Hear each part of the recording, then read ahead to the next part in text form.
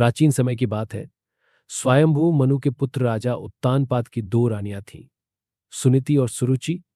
राजा को सुरुचि से अधिक प्रेम था, जबकि सुनीति की उपेक्षा होती थी। राजा की दो संतानें थीं, ध्रुव जो सुनीति के पुत्र थे और उत्तम जो सुरुचि के पुत्र थे। एक दिन 5 वर्षीय ध्रुव ने देखा कि उनके पिता उत्तानपाद अपने छोटे पुत्र उत्तम को गोद में लेकर प्रेम से दुलार रहे हैं। ध्रुव भी अपने पिता की गोद में बैठना चाहते थे, लेकिन जैसे ही वे अपने पिता की ओर बढ़े, रानी सुरुचि ने उन्हें रोकते हुए कठोर शब्दों में कहा, तुम इस गोद में बैठने के योग्य नहीं हो, क्योंकि तुम मेरी संतान नहीं हो। यदि तुम इस सिंहासन पर बैठना चाहते हो, तो भगवान नारायण की आराधना करके अगले जन्म में मेरे गर्भ से जन्म लो। यह बात सुनकर ध्रुव बहुत दुखी हुए और वे अपनी मां सुनीति के पास गए। ध्रुव ने रोते हुए अपनी मां को सारी बात बताई। सुनीति ने धैर्यपूर्वक अपने पुत्र को समझाते हुए कहा, बेटा, रानी सुरुचि सही कहती हैं।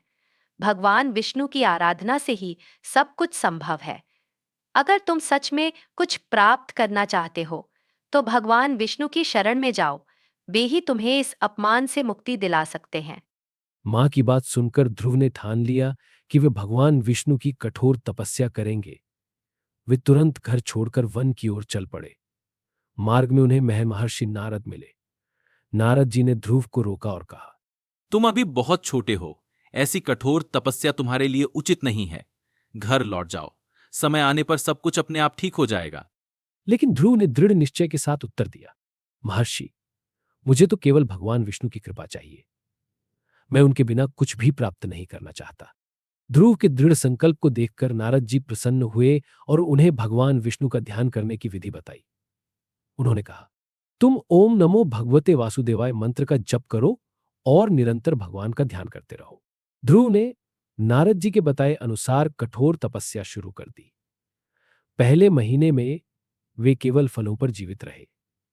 दूसरे महीने में उन्होंने केवल पत्तियों का सेवन किया। तीसरे महीने में उन्होंने पानी का भी त्याग कर दिया और चौथे महीने में वे बिना अन्न, जल और वायु के ही तप में लीन हो गए।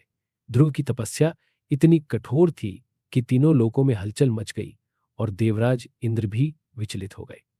ध्रुव की तपस्या से प्रसन्न होकर भगवान विष्णु प्रकट हुए।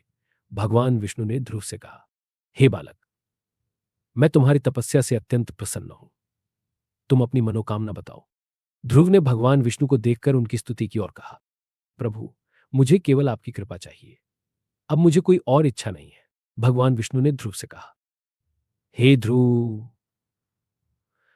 तुमने बाल्यकाल में जो तपस्या की है वह अद्वितीय है।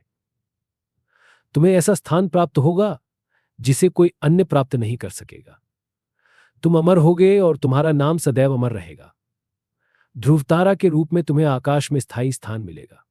भगवान विष्णु के इस वरदान से ध्रुव अत्यंत प्रसन्न हुए और वे अपने घर लौट आए।